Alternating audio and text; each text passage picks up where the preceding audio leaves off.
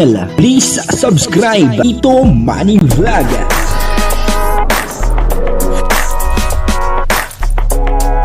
Payagan po si Tito Manny Vlog na mag-reactor para pambiling gamot sa kanya pong karamdaman. Wala man siyang records ng ng awayan. Kalingap Dan, may napansin, May napansin kay Joy Diwata, At nararamdaman niya yung nararamdaman ni Joy Diwata. Grabe, no? Talaga nga naman itong si Kalingap Dan. Papanoorin po natin yung video. At syempre, bibigyan po natin ng konting reaction. At alamin po natin kung ano po yung napansin ni Kalingap Dan dito kay Joy Diwata. At kung ano yung naramdaman ni Kalingap Dan na nararamdaman ni Joy. Ano po? Bago po yan, siyempre ako muna bumabati sa inyong lahat ng magandang umaga, magandang tanghali at magandang gabi sa inyong lahat mga kapatid. Saan man kayo ng panig ng mundo naroon ngayon, ay mag-iingat kayo palagi at pagpalain kayo ng ating Panginoon. Maraming salamat din po sa patuloy na tumatangkilik sa aking YouTube channel at nanonood sa aking video reaction. Patuloy lang po natin suportahan sila Kuya Bal Santos Matubang, Kalingap Rob, Ate Edna Vlog, Jack Tapia at yung mga kasama ko po sa Karepa. At ganoon din po yung mga charity vlogger na Kalingap partner. Ito po yung video na kung saan sinabi mismo ni Kalingap Dan ay nararamdaman niya yung nararamdaman ni Joy. At may napansin po si Kalingap Dan dito kay Joy Diwata. Ang kabuuan po ng video ito ay mapapanood po natin sa YouTube channel ni Kalingap Rob. Joy, kamusta naman nag-iisang magandang estudyante dyan sa Lourdes na nursing? Kamusta? Okay lang, no? Pagod? Parang ramdam ko yung pagod mo. Medyo mapagod. Naka-drain ba? Minsan. Buti hindi ka naman tinatamad or umaayaw sa course mo. Hindi naman po kasi. Hindi naman. Na-enjoy mo naman? Na-enjoy ka naman. Kayo po, kamusta? Kamusta po ang pag-vlog niyo? Okay lang. Masaya naman. Tuloy-tuloy. Hindi ka pa nakakasama sa akin doon sa Oo nga po. pabahay ko. Sabi ng mga supporters, huwag ko raw ng para tapusin hanggat di ka pa daw. Nakapunta. Pero okay lang yun, busy ka naman. Ikaw, kailan ka ba if ever na may available kang oras para kahit saglit lang?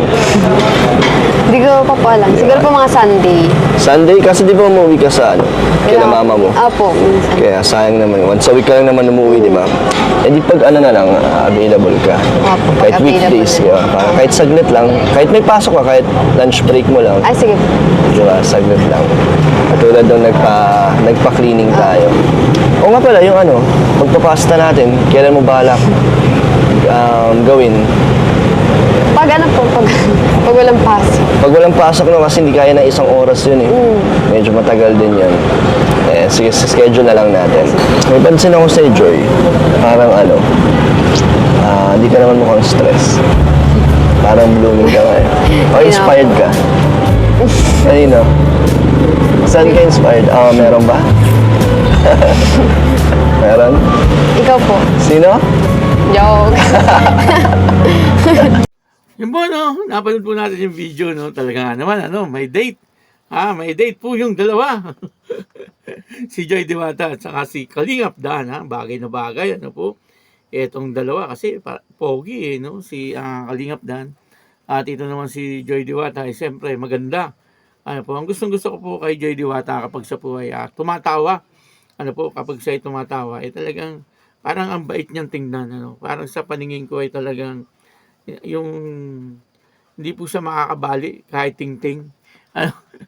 Yung po ang itsura ni Joy Diwata, parang siya ay talagang napaka-inosente pa sa mga bagay-bagay. Kumbaga ay wala pa po masyadong experience, lalo na po sa pagbo-boyfriend o pagmamahal sa isang lalaki. Parang ganun ang tingin ko po sa kanya. At siyempre si Kalingap Dan, alam naman po nating lahat na Manila boy yan eh. Si Kalingap Dan, At marami ang humahanga po talaga sa kanya. Kasi bukod sa magandang lalaki, ay nakita naman po natin na mabait itong si Kalingap Dan. Sabi nga po ni Kuya Brooks, ay bibihira daw po yung babae na nakakasama ni Kalingap Dan na talagang hindi nagkakakras or humahanga sa kanya.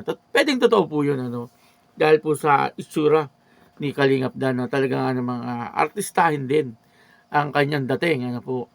At dito nga po, ay may sinabi, ano, si Kalingap Dan dito kay Joy Diwata. Ha? Nararamdaman daw po niya yung nararamdaman ni Joy Diwata. Grabe, no? Talagang ibang-iba na ang nangyayari. Ha? Pero sa teleserye lang, ha? Yung maramdaman mo po, yung nararamdaman ng isang babae, ibig sabihin nun ay talagang yung loob mo at saka yung loob niya ay nakukuha mo na. Kumbaga ay talagang lapat na, ano, nagkakaalaman na. Parang gano'n, ano. Mag-comment po kayo kapag mali na ang aking mga sinasabi. Ano po, tatanggapin ko naman po ang aking pagkakamali.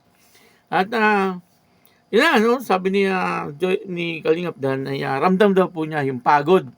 Yung pagod, ano, ramdam ni Kalingap Dan yung pagod ni Joy Diwata, ano. Totoo naman yun, ano. Talagang medyo mahirap, ano po, ang kurso na kinuha ni Joy Diwata, ano. Nursing student. Itong si Joy Diwata, ano. Talagang medyo mahirap daw po yung kurso na yan. Sabi po ng mga nag-nurse, ano, at talagang puyatan din daw po yan. Ano, sabi po nila, ano. Yun lang din po sinasabi lagi ni Joy Diwata na talagang nakakapagod din daw po. Pero, yun po kasi ang gusto niya, kaya tuloy-tuloy lang, ano. Kumbaga, ay bagamat nahihirapan siya, pero hindi niya po kailangan huminto kasi yun po ang pangarap niya. Ano po, yun po ang gusto niyang mangyari sa kanyang buhay. Siya ay isang maging nurse. Ano po, kasi sa tingin niya siguro, ay doon niya may aahon ang kanyang pamilya. Ano po, kaya si Joy Diwata ay nakikita po natin na talagang nagsisikap sa kanyang pag-aaral, ano. At siya naman po ay sinusuportahan, siyempre.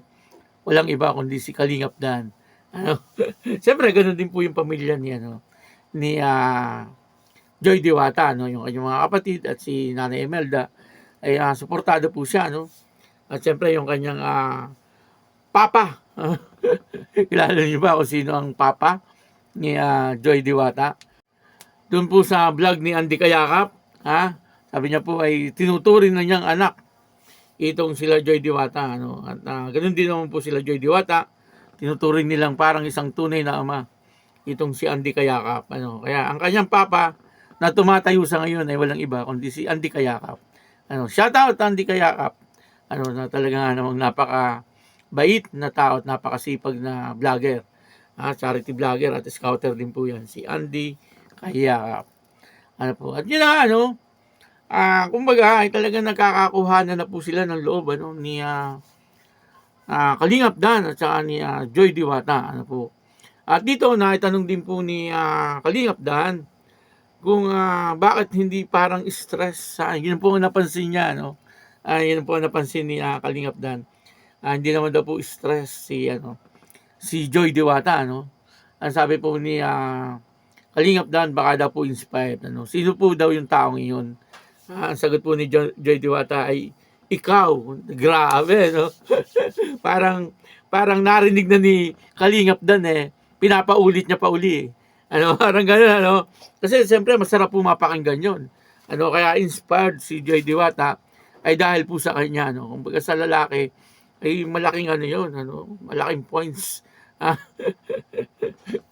Kumbaga talagang ipauulit niya, ano, parang gano'n, ano, kahit narinig mo na, ipauulit mo para marinig mo uli yung kagaya po ng sinabi ni Joy Diwata na na-inspired siya, walang iba kundi kay Kalingap Dan. Pero sabi niya, joke lang, sinundan niya ng joke lang, pero parang totoo, no.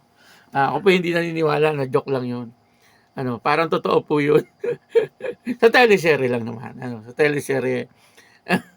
Pero kung sakaling yun po ay mangyayari sa totoong buhay, ay mas maganda. Ano, pero sa tingin ko po talagang meron na, no. Talagang meron ng ano, konting-konti na lang, ay magkakaayos na itong dalawang ito, ano. Unang-unang matutuwa dyan, walang iba kundi siyempre si Kuya Brooks. Shout out kay Kuya Brooks, ano. Opo ay talagang nababaitan dyan kay Kuya Brooks, ano. sa papa ni Kalingap Dan, ano. Kaya yun, dito po ay nararamdaman na ni Kalingap Dan, ano, yung nararamdaman ni Joy Diwata. At ang napansin po niya ay hindi daw po stress itong si Joy Diwata at inspired. Sino po ba yung lalaki na kaya hindi stress at kaya inspired itong si Joy Diwata, ano? Walang iba kundi si Kalingap Dan, ano. Pero sa uli, sabi niya joke lang.